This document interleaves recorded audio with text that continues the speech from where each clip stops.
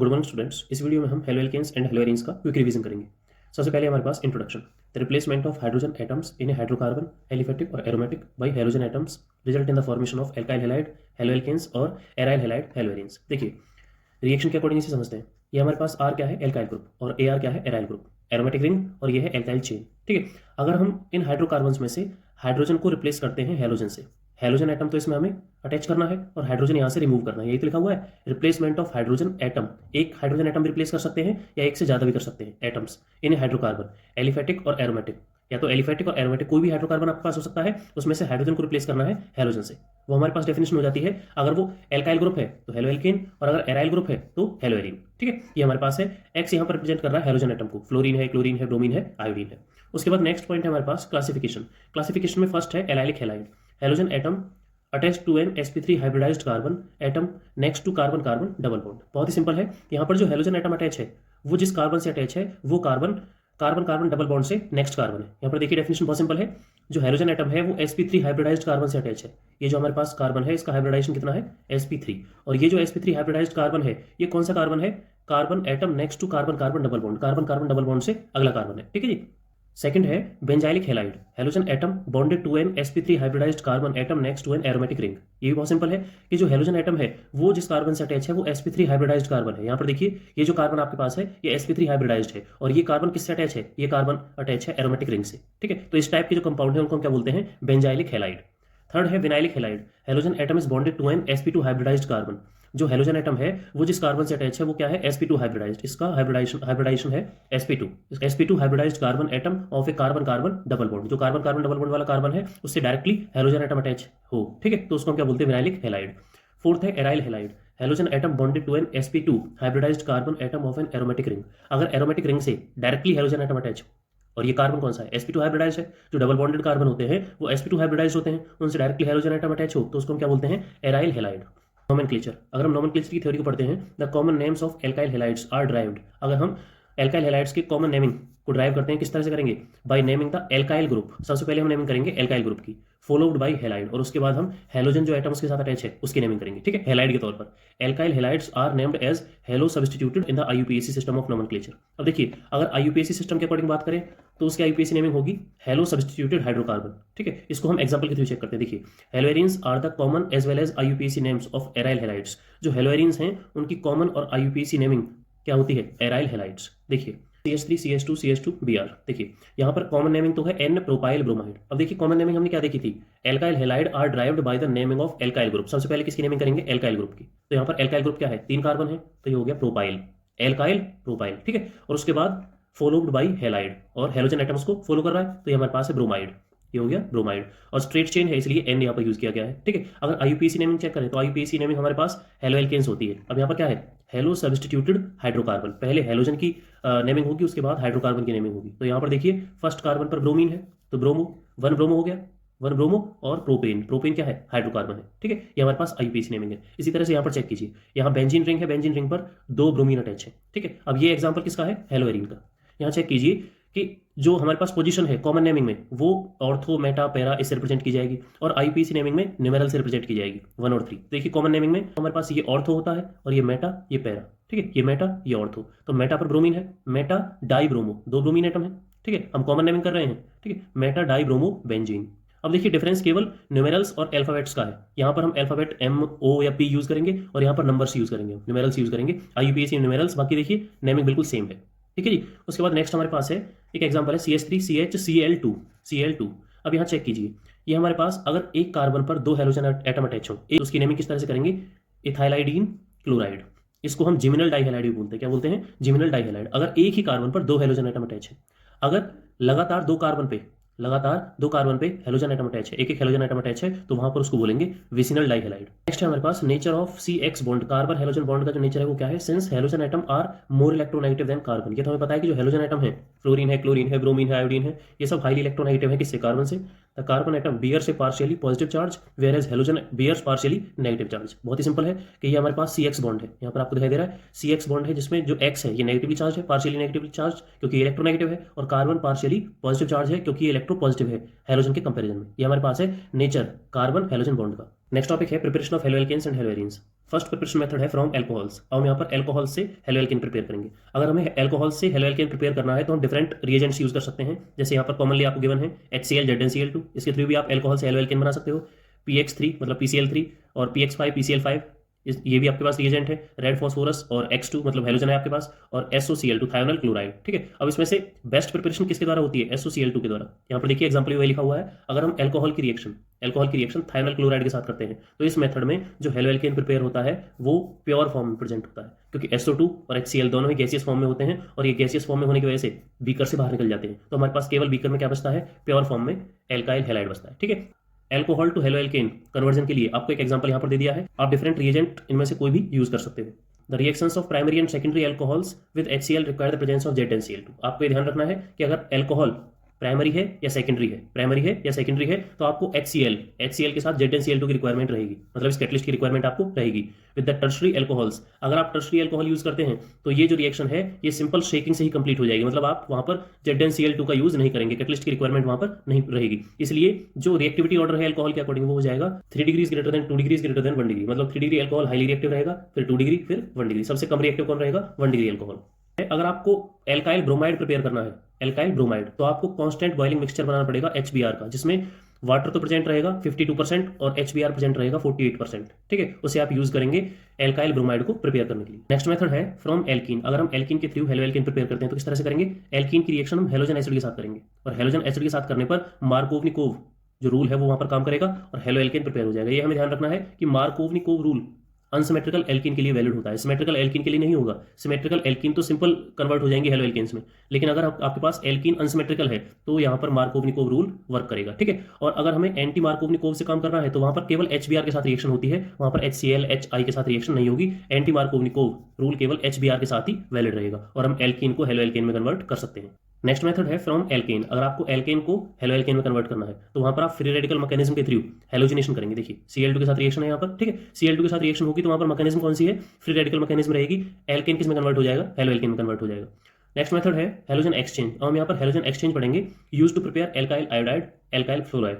अगर हमें alkyl iodide prepare करना है या फिर एल्काइल फ्लोराइड मेनली प्रिपेयर करना है तो हम कौन सा मेथड यूज करते हैं? Halogen exchange. देखिए हेलोजन एक्सचेंज में फर्स्ट मेथड आपके पास है फिंकलस्टेन रिएक्शन फॉर एल्काइल आयोडाइड। अगर हमें एल्काइल आयोडाइड प्रिपेयर करना है, क्योंकि अभी तक हमने किसी भी रिएक्शन में आयोडाइड प्रिपेयर नहीं किया है, तो अगर हमें आयोडाइड प्रिपेयर करना है तो हम फिंकलस्टेन रिएक्शन यूज करेंगे। रिएक्शन क्या है हमारे पास?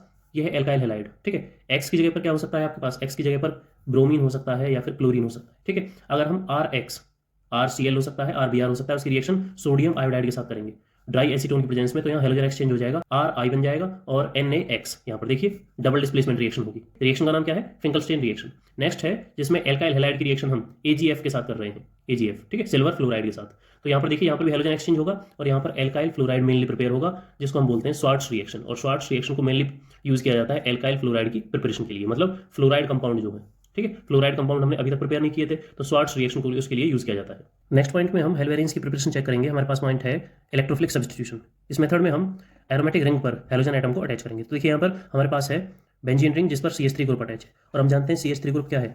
Electron donating group. Electron donating group है जो इलेक्ट्रॉन डोनेट करेगा और बेंजीन की ऑर्थो और पैरा पोजिशंस को एक्टिवेट कर देगा, और इसलिए हेलोजन एटम ऑर्थो और पैरा पोजिशंस पर अटैच हो जाएगा। ठीक है जी, और ये रिएक्शन आयरन की प्रेजेंस में होगी। आयरन यहाँ पर कैटलिस्ट है। ठीक है, तो यहाँ से हम हेलोवेरिन्स प्रिपेयर कर सकते हैं। मेथड कौन सा है? Electrophilic substitution. ठीक है, नेक्स्ट मेथड है सेंडमेयर्स रिएक्शन। सेंडमेयर रिएक्शन के थ्रू भी हम हेलोवेरिन्स को प्रिपेयर कर सकते हैं। देखिए यहाँ पर एनिलीन की रिएक्शन NaNO2 और HX के साथ करनी है 273 to 278 केल्विन की प्रेजेंस में। ठीक है, वहाँ से हमें बेंजीन डाइजोनियम सॉल्ट प्रिपेयर होगा। ठीक है, बेंजीन डाइजोनियम सॉल्ट यहाँ से प्रिपेयर होगा। इसकी रिएक्शन फिर हमें Cu2X2 मतलब Cu2Cl2, यहाँ पर जो X है आपके पास ये क्या है?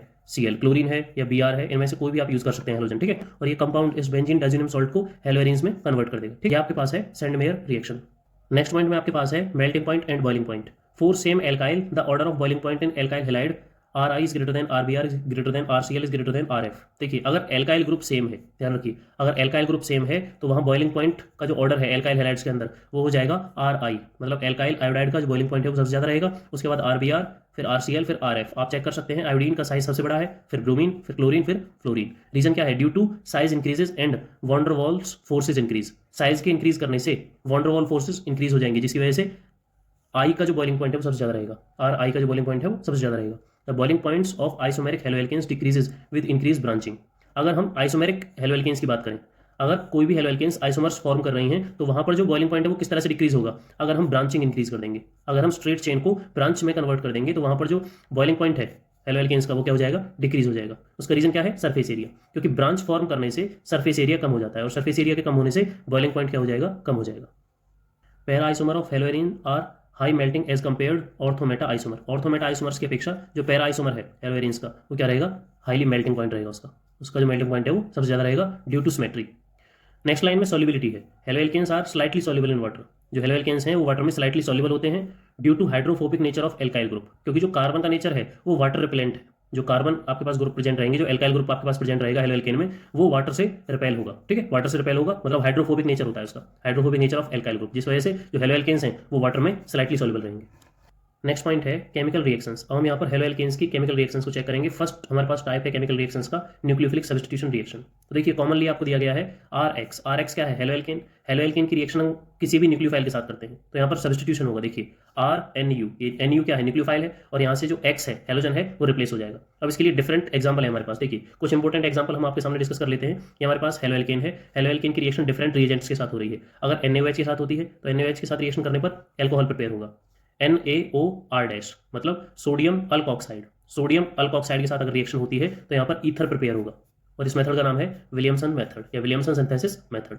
विलियमसन सिंथेसिस मेथड के थ्रू हम ईथर प्रिपेयर कर सकते हैं। ठीक है जी। नेक्स्ट में है हमारे पास अगर अमोनिया की रिएक्शन होती है, अगर एल्काइल हैलाइड के साथ, हेलो एल्केन के साथ अगर अमोनिया की रिएक्शन होती है तो वहां से प्राइमरी अमाइन मिलता है। ठीक है, इस मेथड का नाम है अमोनोलिसिस। अमोनोलिसिस क्योंकि हम एल्काइल हैलाइड हेलो एल्केन को अमोनिया के साथ रिएक्ट कर रहे हैं, इसलिए इस मेथड का नाम क्या है, अमोनोलिसिस। नेक्स्ट पॉइंट है जिसमें हम एल्काइल हैलाइड की रिएक्शन KCN के साथ करेंगे। अब KCN का जो नेचर है वो आयनिक होता है। ठीक है, आयनिक नेचर होने की वजह से जो CN हमारे पास न्यूक्लियोफाइल है वो कार्बन की तरफ से एल्काइल ग्रुप के साथ अटैच होता है। देखिए CN, तो इसे हम क्या बोलेंगे, नाइट्राइल। ठीक है, क्योंकि हम जानते हैं कि जो CN है वो एक एम्बिडेंट न्यूक्लियोफाइल है, एम्बिडेंट न्यूक्लियोफाइल है जो कार्बन और नाइट्रोजन दोनों तरफ से जुड़ सकता है। अब KCN के साथ अगर रिएक्शन होती है तो ये CN की फॉर्म में यहाँ जुड़ता है। अगर AgCN के साथ रिएक्शन होती है तो AgCN के साथ रिएक्शन करने पर, क्योंकि इसका कोवेलेंट नेचर है, ये N नाइट्रोजन की तरफ से जुड़ता है, इसको हम बोलते हैं आइसोसाइनाइड। और कई बार इसमें गलती हो जाती है क्योंकि ये जो हमारे पास न्यूक्लियोफाइल है कौन सा है, एम्बिडेंट न्यूक्लियोफाइल, जो कार्बन और नाइट्रोजन दोनों तरफ से जुड़ सकता है। इसी तरह से एक एग्जांपल है KNO2। अब ये जो NO2 हमारे पास न्यूक्लियोफाइल है ये भी एम्बिडेंट न्यूक्लियोफाइल का एग्जांपल है। अब KNO2 क्या है, आयनिक कंपाउंड है। ठीक है, आयनिक कंपाउंड में ये जो RNO2 जुड़ेगा ये किस तरफ से जुड़ता है, ऑक्सीजन की तरफ से। आप डायरेक्टली ये ना लिख के ये भी लिख सकते हैं RON डबल बॉन्ड O, तो नाइट्राइट यहाँ पर फॉर्म होगा। अगर हम रिएक्शन करते हैं AgNO2 की, AgNO2 की रिएक्शन करने पर ये नाइट्रोजन की तरफ से जुड़ेगा, इसलिए हमने कहा कि आप इसको बेशक ना यूज करें, डायरेक्टली आप इसको यूज कर लें। ठीक है, ऑक्सीजन की तरफ से ये जुड़ जाएगा एल्काइल ग्रुप के साथ, और यहाँ पर ये नाइट्रोजन की तरफ से जुड़ेगा, तो ये क्या है, एमिडेंट न्यूक्लियोफाइल है। नेक्स्ट रिएक्शन है जिसमें हम एल्काइल हैलाइड की रिएक्शन लिथियम एल्यूमिनियम हाइड्राइड की प्रेजेंस में करेंगे, तो यहाँ पर रिडक्शन हो जाएगा, और रिडक्शन होने से ये हाइड्रोजन यहाँ से हट जाएगा और इसकी जगह पर हाइड्रोजन आ जाएगा। ठीक है, तो ये हाइड्रोकार्बन में कन्वर्ट हो जाएगा। अब देखिए हाइड्रोजन का एडिशन रिडक्शन ही तो होता है, जो लिथियम एल्यूमिनियम हाइड्राइड जो कि एक स्ट्रॉन्ग रिड्यूसिंग एजेंट है उसकी हेल्प से किया जाता है। नेक्स्ट है SN2 रिएक्शन।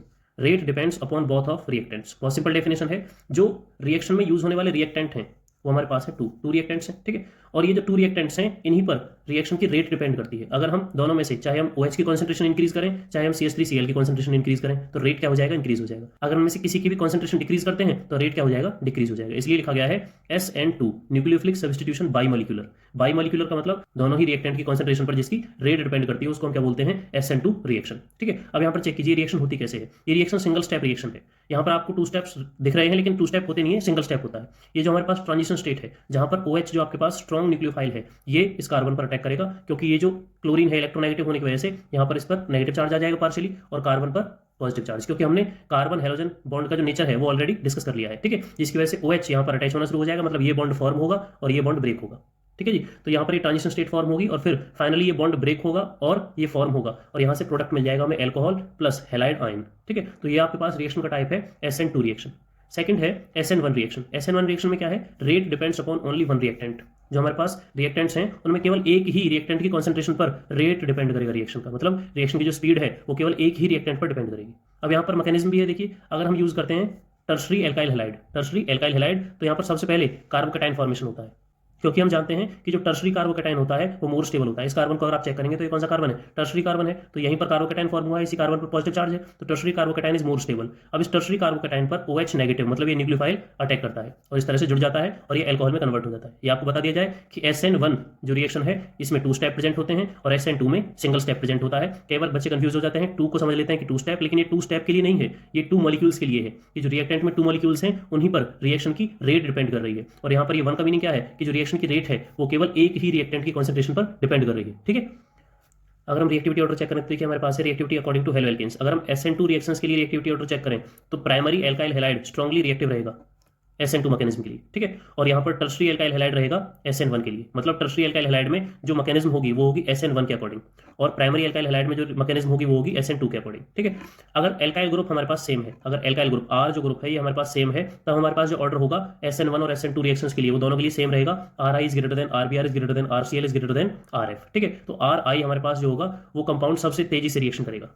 नेक्स्ट रिएक्शन का टाइप है एलिमिनेशन रिएक्शन, जिसको हम बीटा एलिमिनेशन रिएक्शन भी बोलते हैं। तो यहाँ पर देखिए अगर हम एल्काइल हैलाइड की रिएक्शन बेस के साथ करते हैं, बेस आपके पास NaOH हो सकता है, KOH हो सकता है, तो उसमें से जो बेस आपके पास है वो क्या है, OH है। OH ही तो है आपके पास बेस। अगर ये बेस इस एल्काइल हैलाइड पर अटैक करता है तो यहाँ से आपके पास एलिमिनेशन होता है। एलिमिनेशन किसका होगा, हेलोजन एटम का होगा, और यहाँ से बीटा कार्बन से हाइड्रोजन का एलिमिनेशन होगा। तो देखिए यहाँ पर हेलोजन भी डिटैच हो रहा है और यहाँ पर हाइड्रोजन भी डिटैच हो रहा है, इसलिए इस रिएक्शन का एक और नाम होता है डिहाइड्रो हेलोजिनेशन रिएक्शन। डी का मतलब बाहर निकालना, एलिमिनेट होना, और हाइड्रोजन और हेलोजन दोनों ग्रुप यहाँ से बाहर निकलते हैं, इसलिए इस रिएक्शन का नाम क्या हो जाता है, डिहाइड्रो हेलोजिनेशन रिएक्शन। इसलिए यहाँ पर एल्कीन प्रिपेयर होता है, एल्कीन प्रिपेयर होता है, ये आपको ध्यान रखना है। और ये हमें और ध्यान रखना है कि जो हमारे पास बेस है ये एल्कोहलिक मीडियम में प्रेजेंट होना चाहिए, एक्वस में नहीं होना चाहिए, एल्कोहलिक मीडियम में प्रेजेंट होना चाहिए। ठीक है, जैसे ही हम इस रिएक्शन को बेस के साथ करते हैं तो यहाँ पर डिहाइड्रो हेलोजिनेशन रिएक्शन होगी और एल्कीन यहाँ से प्रिपेयर हो जाएगा।